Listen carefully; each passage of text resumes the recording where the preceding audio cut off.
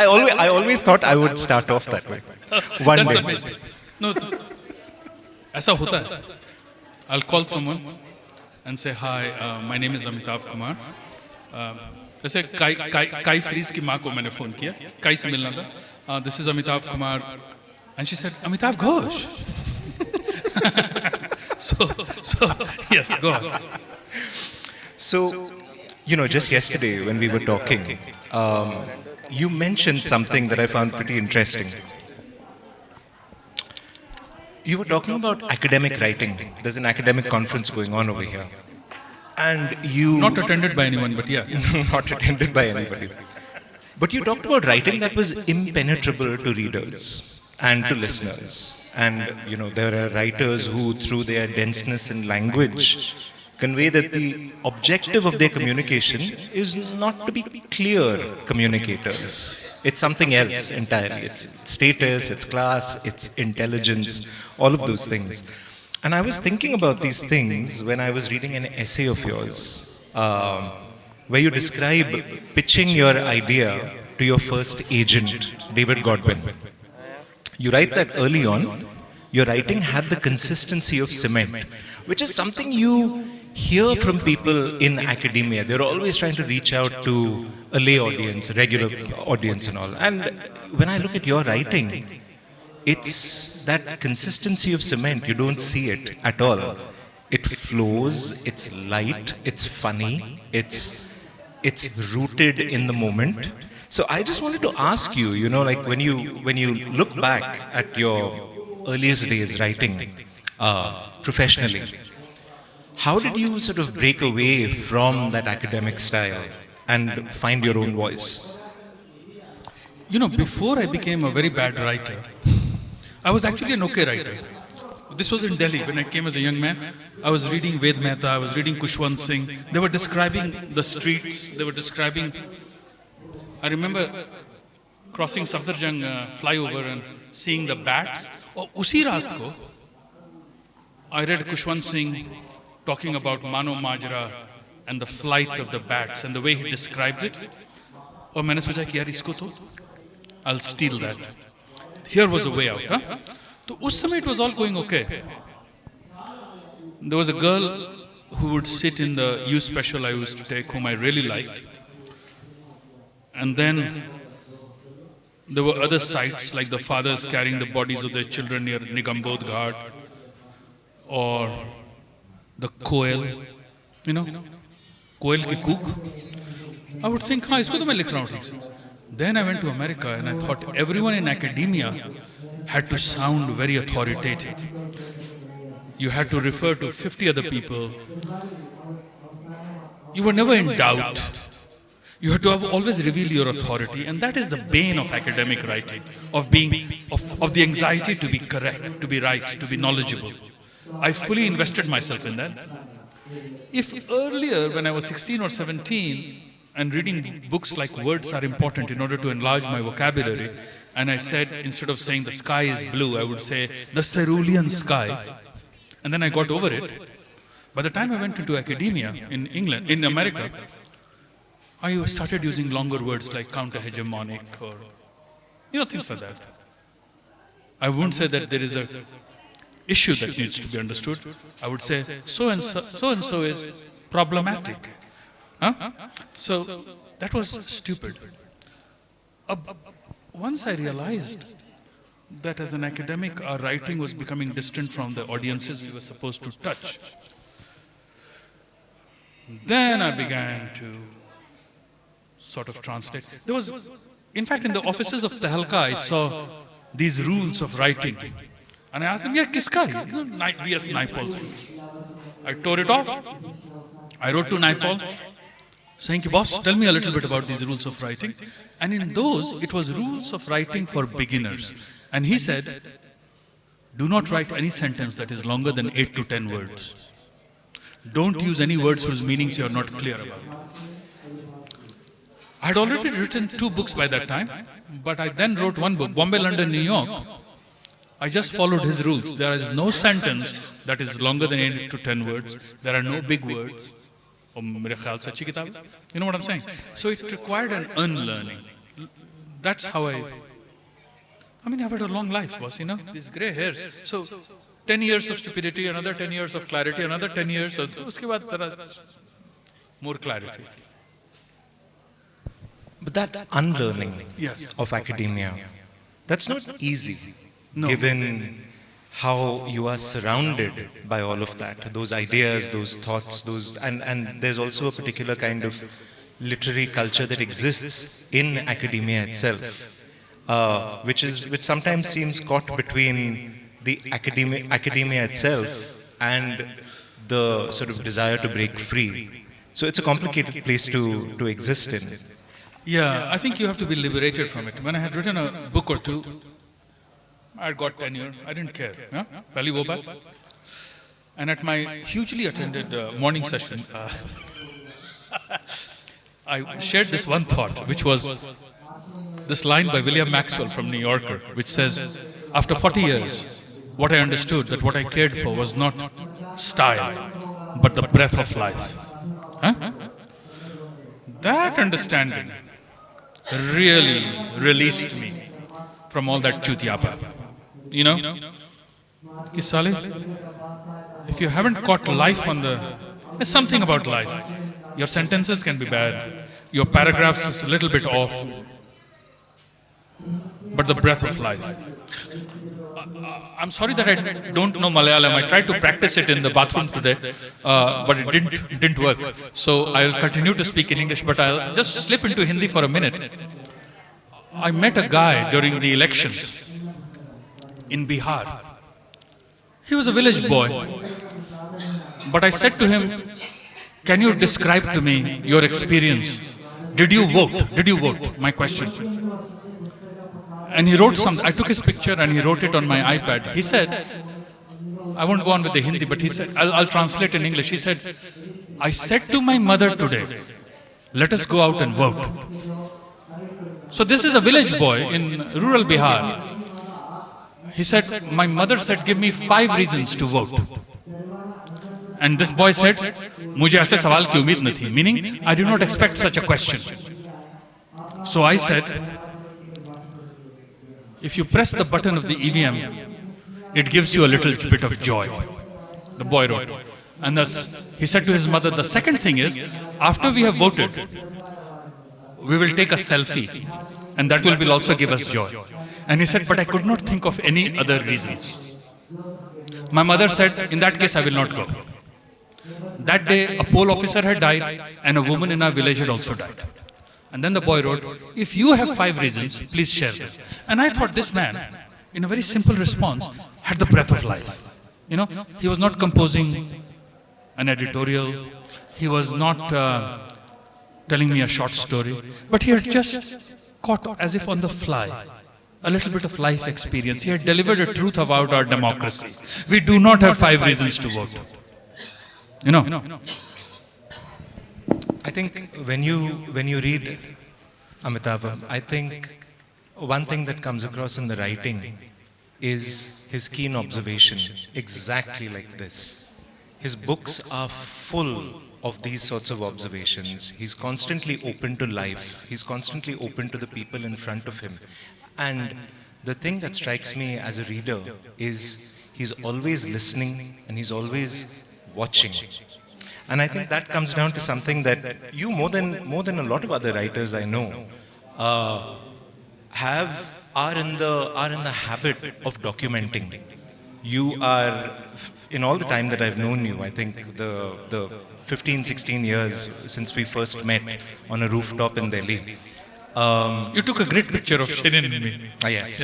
Of Caravan office. At the office. This whole festival is a conspiracy of the Caravan office. At that time, he gave me a bit of advice, which was keep a diary and write everything that happens to you all the time. And then if you look at, especially the last few books, they are a diary, they are a catalogue of our times. They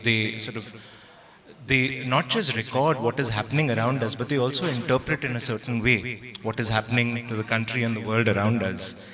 And that's what, I wanted to talk to you about that a little bit, about the compulsive aspect of keeping a diary. A well-kept diary sort of reveals a desire to really record everything and see everything. In your case, I've often wondered, what are you looking for? Yeah.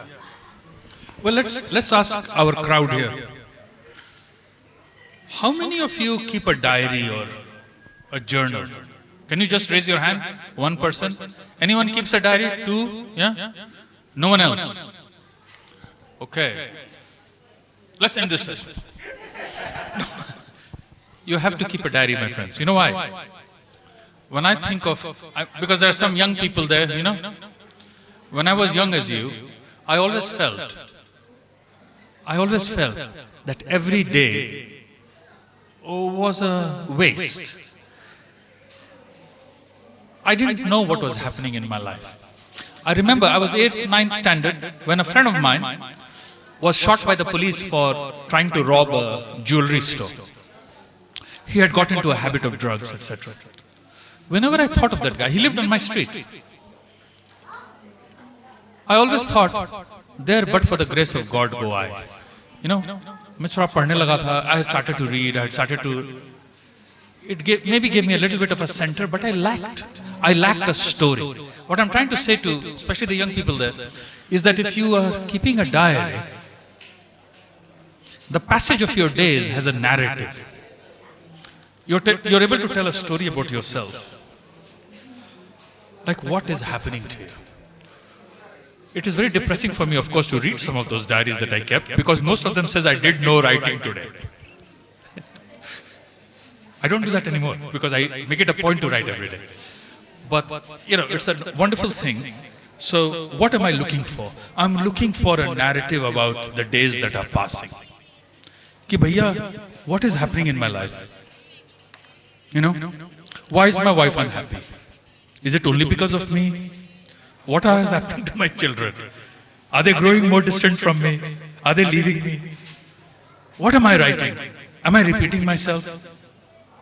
Am I that mediocre writer that I always suspected I was? वो सब चीजें मैं सोचता हूँ. No, really. And that's what I write. And I want everyone to do that. I would like, for example, all the girls who have just arrived, I'd like for you to take one line about what did you hear? I want you to note that you heard one writer saying, keep a diary.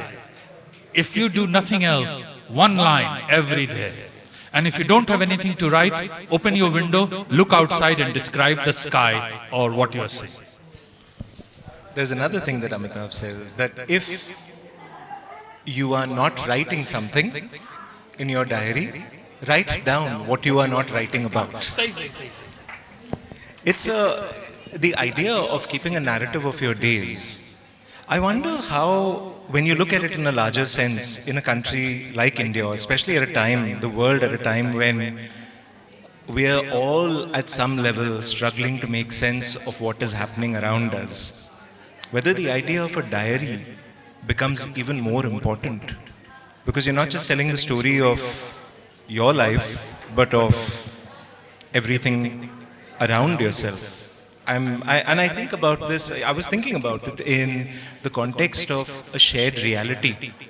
When you don't really know what is happening with the people around you and whether your own experiences are common to the people around you. Or everything you are told is that what's happening to you is only happening to you and not to the people around you.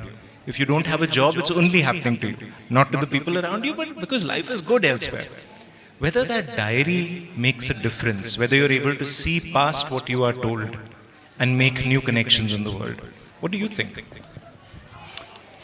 Did you understand the question? He's saying, if you keep a diary about what happened to you, are you also keeping a diary about what is happening in the country or what is happening in the world?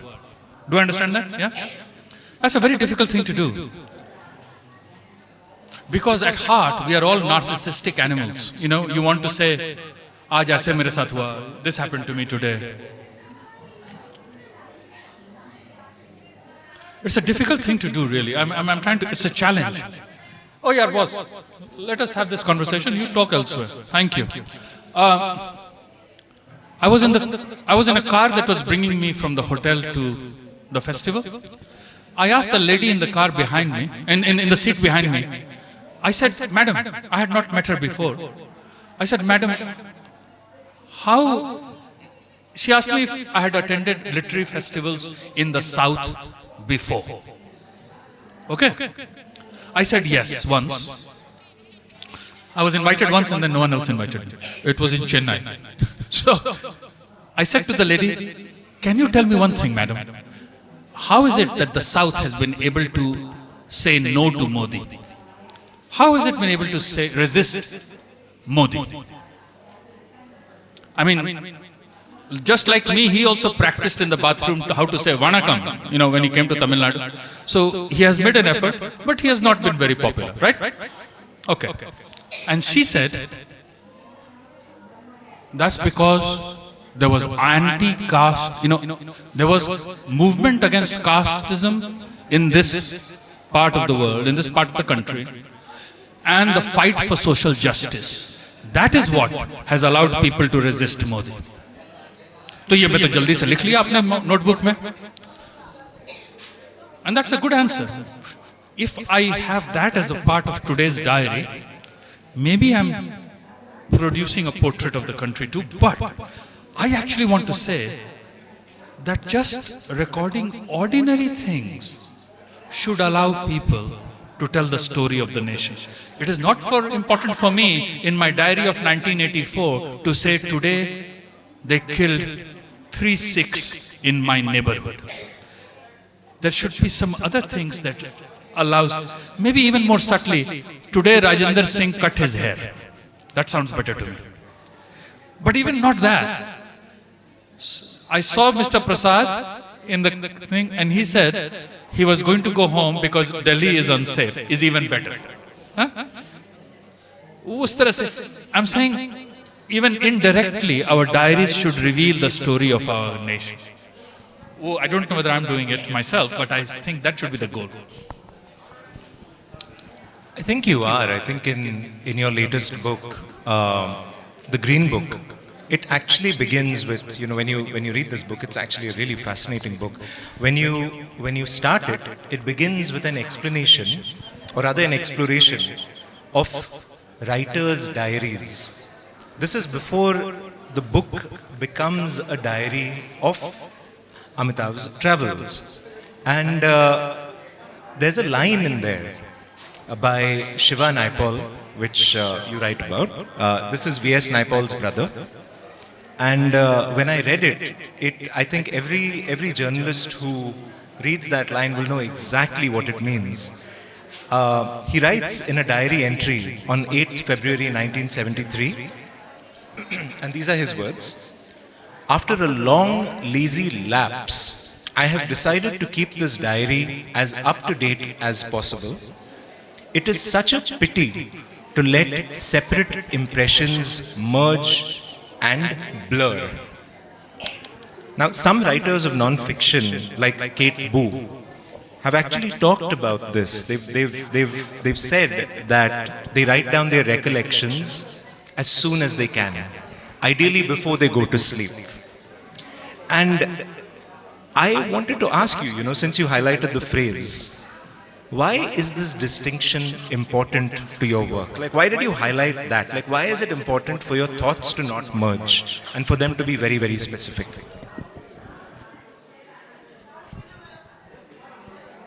Well, Rahul mentioned Shiva Naipaul and he read it.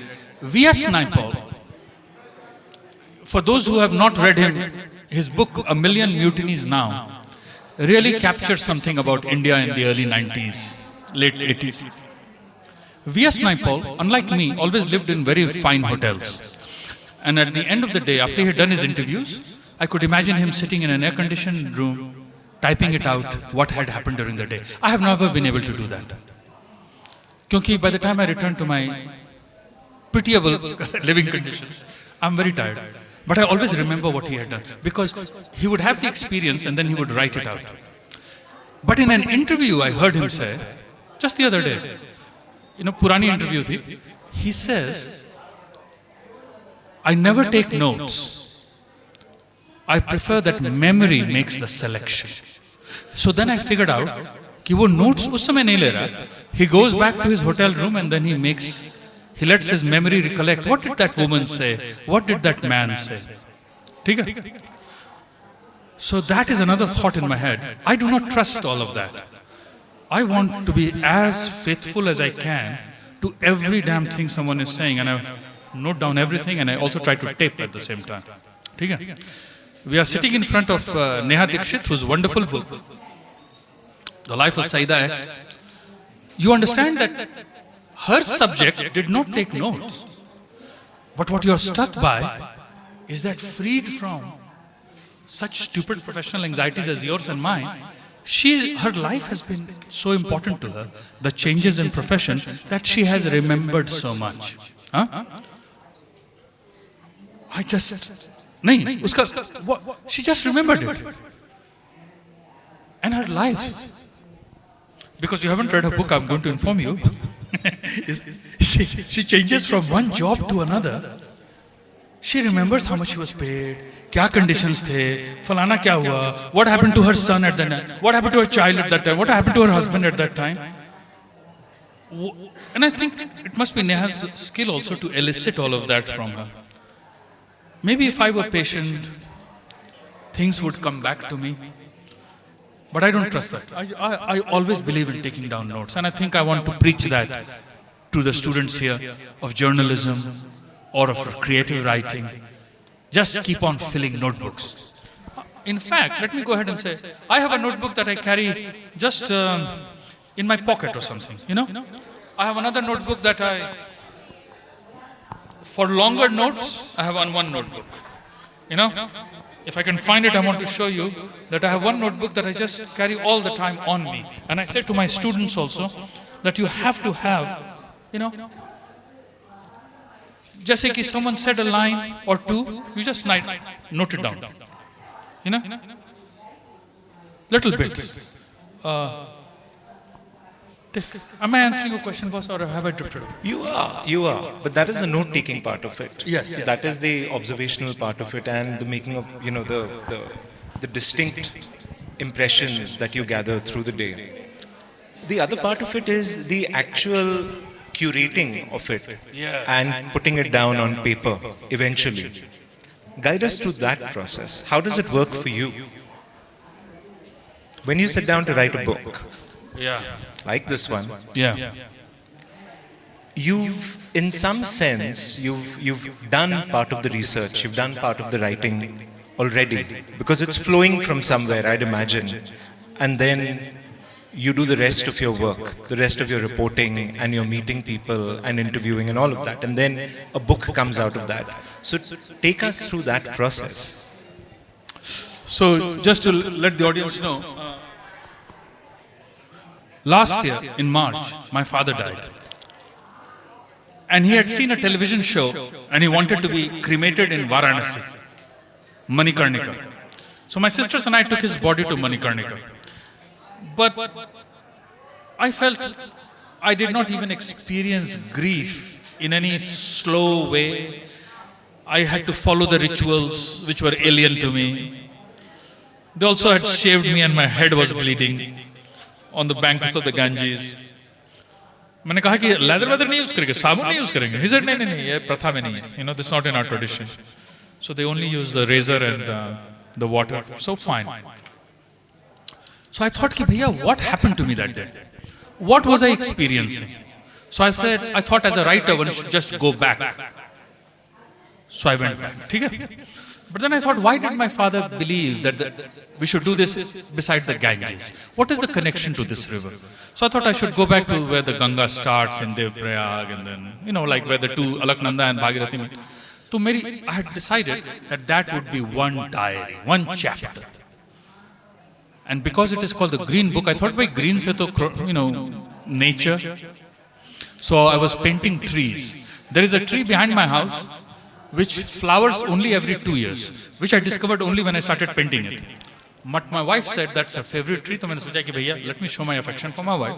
So I've produced a series of paintings on oil, on panel, on paper of that tree. So I thought that would be a chapter. documentary आपकी तरह करे ना, to show his love, उसको आपको बोलिएगा. Anyway, so there were these chapters, and then I thought green is also when you are not ripe. So Oscar Wilde had a phrase about love and about youth. Green is an unripe time. So I was in love with a woman about 40 years ago when I was a young man, and I thought green उसके बारे में बात करते हैं. So I sent her an email saying कि boss, I don't know whether you remember me, but maybe we should do a conversation how stupid we were. What did we know about love? हम लोग एक दूसरे को बड़ी intense चिट्ठियां लिखते थे, and there was no other intimacy. We never talked even. मैं तो बड़ा nervous हो जाता था when I saw her on the campus. You know, I was like, whoa, you know. And then, so I thought, let's chat. So then began a series of exchanges, but she was not interested. मगर मैं उसको एक chapter बना लिया.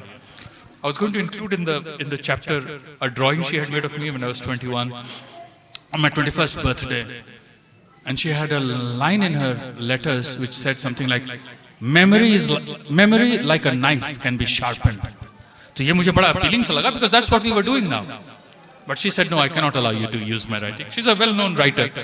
And I thought, yeah, truth should be brought out in an interesting way, but she's more academic, let's put it that way. So in a truncated way, that became a chapter. So I began thinking around the theme of green, trees, ecology. Then I was teaching in a prison, and all the prisoners, this was in New York, all the prisoners wore green uniform.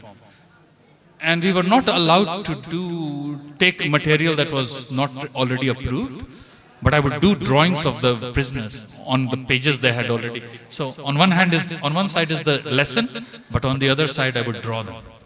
So I thought I should tell their story too. The way I constructed through a set of associations. Green, green, green, green. And how even in their differences, how do I reveal an ecology of living? Both an ecology as in nature, but bhaiya life kaise chalti hai? You know, how does life work? Love, life, vagara.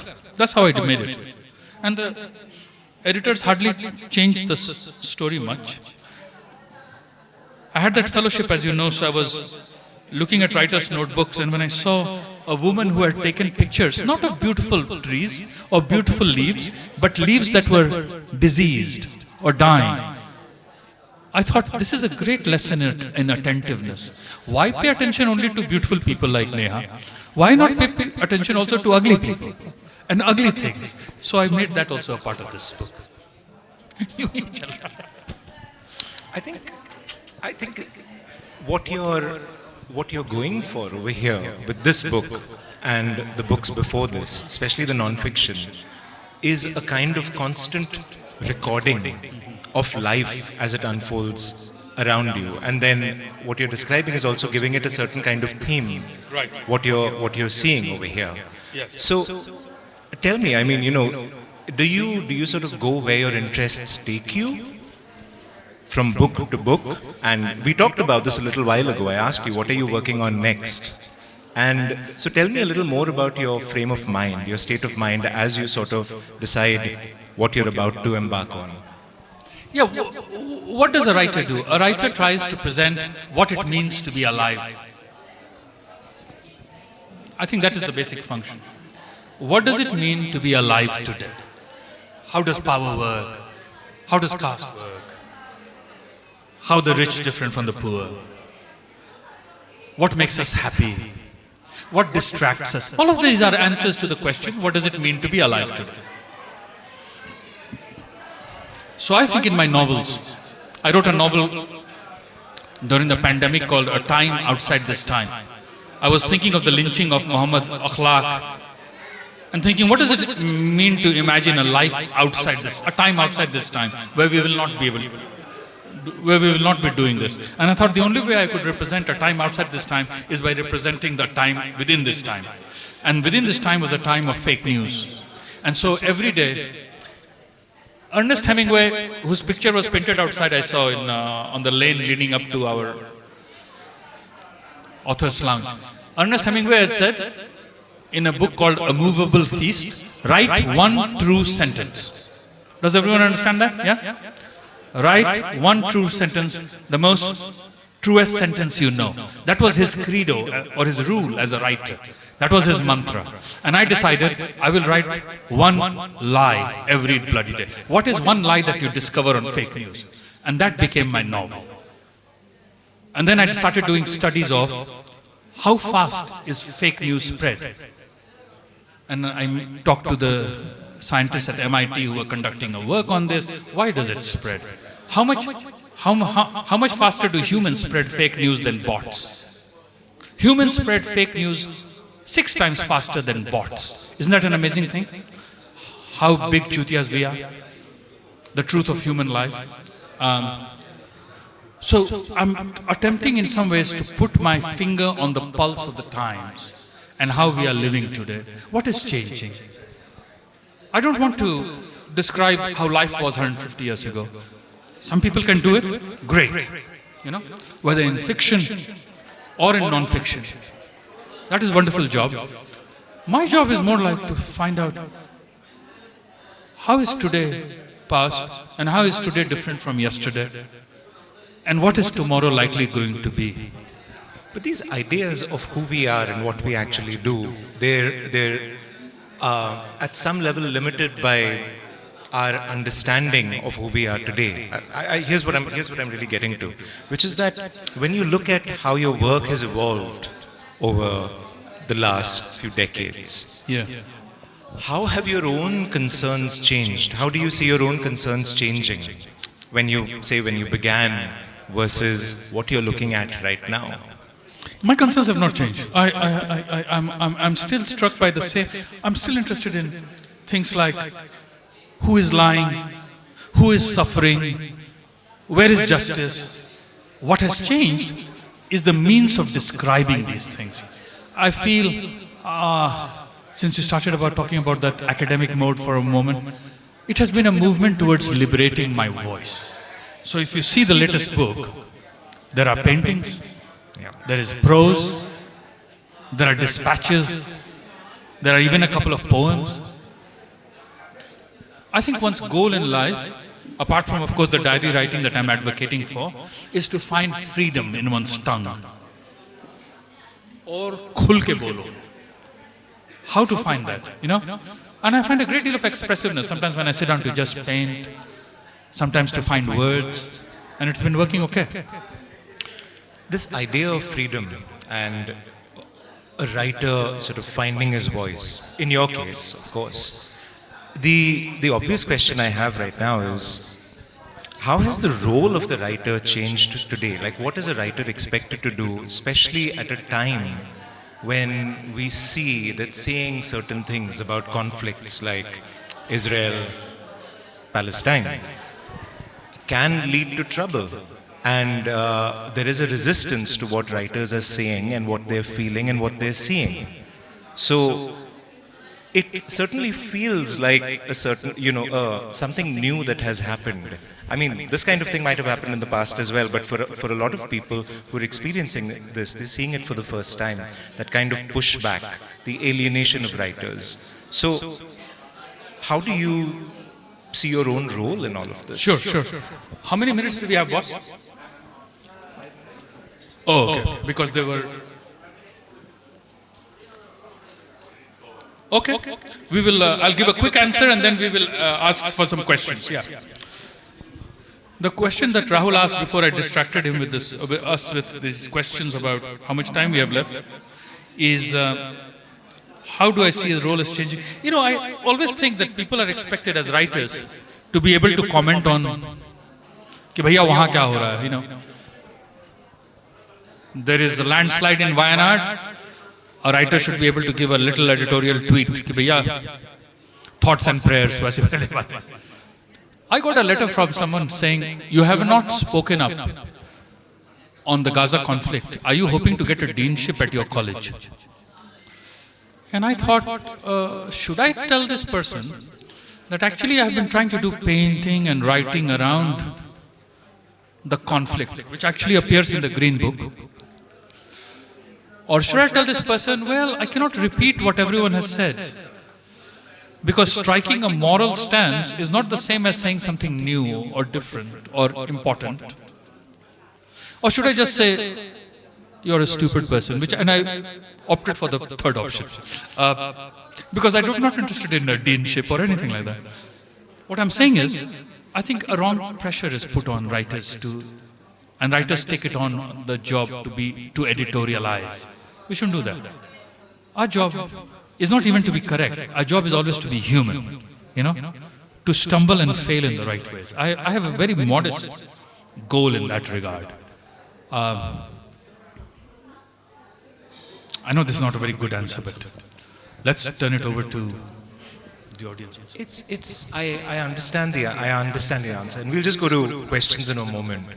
But it's that's not exactly what I was asking. I was trying to see, when you look at the pushback to what writers are saying right now, and to the idea, like it's a conflict with what a writer is, I guess, supposed to do at some level, which is say things clearly, state them as they see them.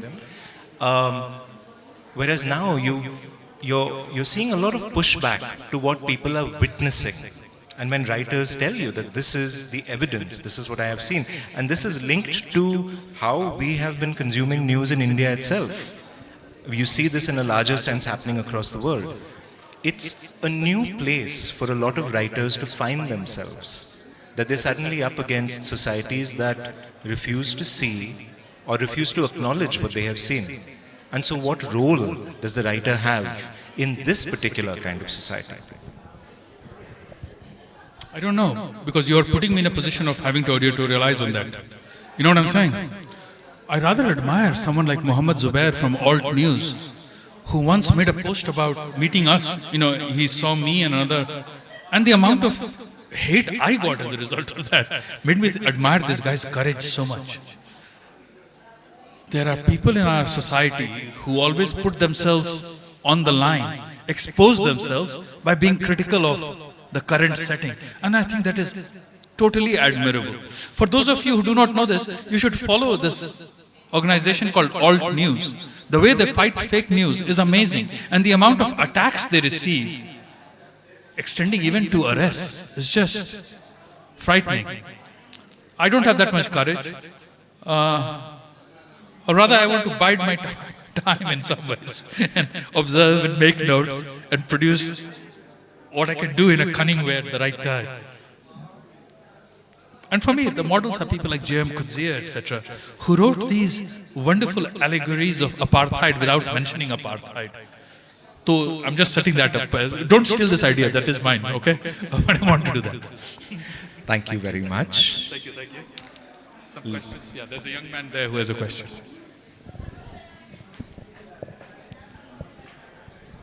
You're so good. I was just having a question when you asked about the diaries and journals. So I do have a journal. In fact, I just have it handy, right? But this is more like No. You have a journal, that's great. Read a line from it that you can share publicly. No, this is very personal. It's very personal. No, I could say there's one line. Yes. There's one thought that I wrote when I was 2 or 3 years back. So it says that, I come from North Kerala and we call our mothers Umma, which is somewhat derived from the Arabic word Ummi. But in Malayalam, the word Umma actually means a kiss. So I say that the love for a mother is so embodied that even the word itself embodies love, right? So something like that. So this is very personal. But I was thinking that you mentioned that you noticed a lot of people don't keep diaries, but I realized that a lot of people of my age actually do journaling through they just have Instagram stories and I don't know. It's like it's a new phenomenon that their journaling is rather an outward facing one. They have social media and it pretty much people consider that they're scrapbooks or journals, right? But how would this be different from your view of diaries and journaling?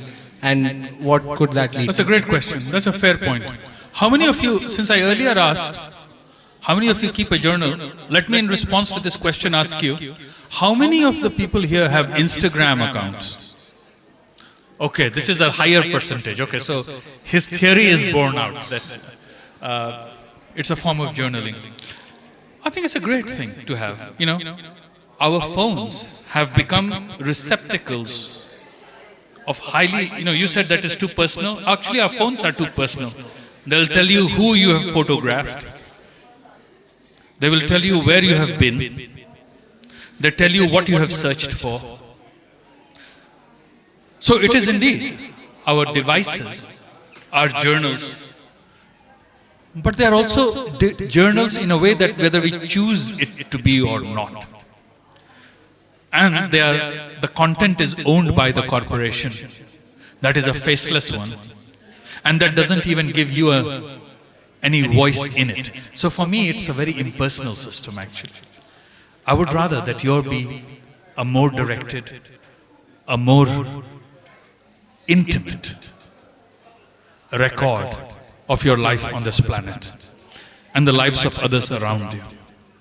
So yeah, that's how it should be. I'm nervous. I don't want to exceed your time. Okay. Any other thoughts or questions, comments? The lady up there, behind there in red.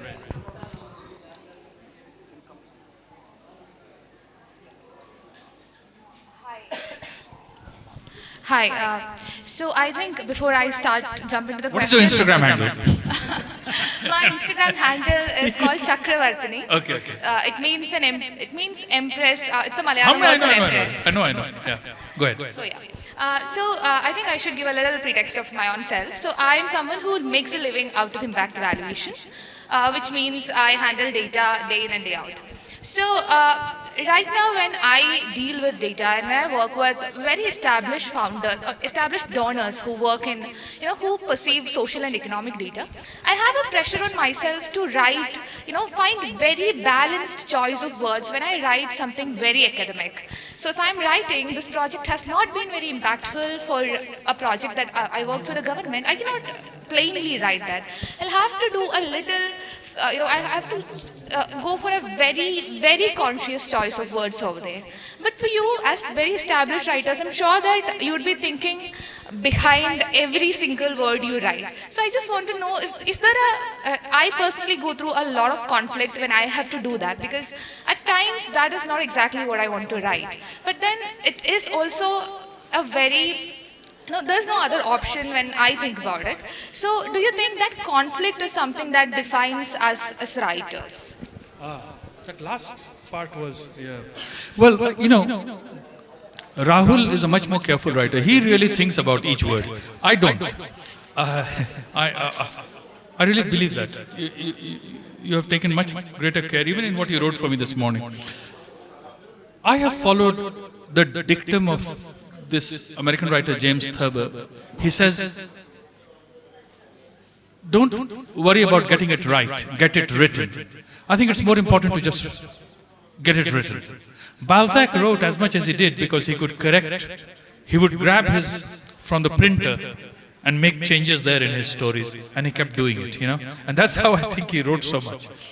I basically subscribe to this idea of putting the word out there and then rewriting it in the next work you do, instead of continuing to obsess about the rightness of what you have.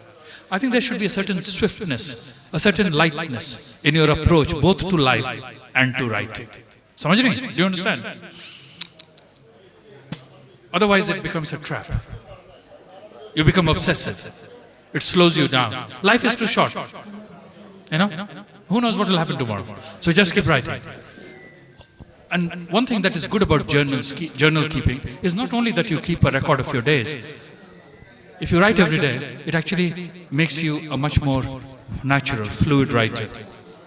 If you write in the morning and you do not pick up your pen from what you're writing for 15 minutes, you actually, in many ways, kill the editor inside you. And that's what you should be, a murderer of your editor in that way.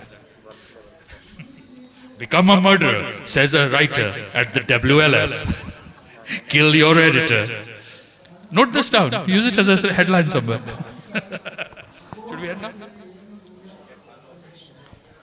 There's another question? Sir. You mentioned about the cunningness in putting across things. Like, is this new or has this always been No, existing? no, say that again. What did I mention? The cunningness, Cunning. cunningness that writer has to exhibit. Yes, yes, yes, yes. Is it new or has it always been existed? I mean, I'm asking in the current socio-political scenario. Yes, yes. Is like, somewhat of what she said, like, while expressing, are you looking sideways, back and forth, or are you going to be cunning in putting something across? Yes, yes, yes. You know, in that wonderful novel by James Joyce, Portrait of the Artist as a Young Man, the young man resolves to forge in the smithy of his soul the unconscious, the something conscious of his race, with silence, exile, and cunning.